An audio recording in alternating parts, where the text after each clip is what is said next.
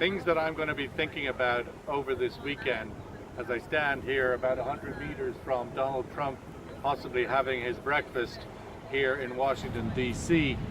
is what is the impact that the US midterm elections are going to have on the world in general, but in our particular interest on the energy and oil price moving forward.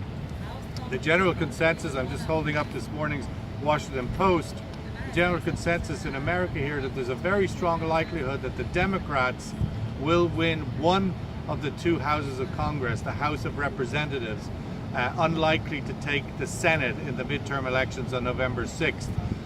Trump is not in those elections, but it is a referendum on the success of his first 2 years in power. And of course, the Democrats are desperate to take back at least one of the two houses of Congress. If they do indeed succeed to do that, the current polling indicates they have about an 80% chance of winning the House of Representatives. That will essentially shut down President Donald Trump's ability to continue to pass legislation and change the laws in the United States. That could result in essentially containing government, shutting down the politics, and with that ensuing a lot of investigations, etc.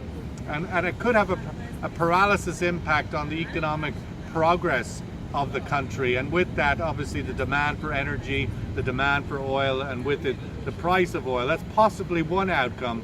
The other, for the rest of us in the wider world, in the Middle East, etc., is that if Trump is faced with a situation he can no longer change laws in the country, he'll start turning more and more to his international outlook, where he has a lot more power as president. So the trade war we're seeing with China, that could accelerate, and that of course currently is not looking very good.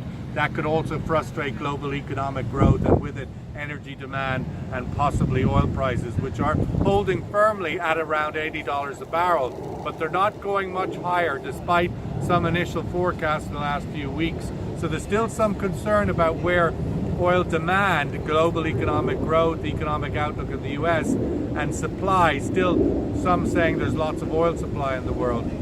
But here, Donald Trump, having his scrambled eggs this morning, is probably thinking pretty firmly about his upcoming election, and every second day he's out on the campaign trail, and he's going to need a lot of porridge and a lot of eggs and bacon to give him the strength to win this election, where the momentum is clearly against the president in the midterm. That's what I'm thinking about over the weekend that I'm here in Washington, D.C.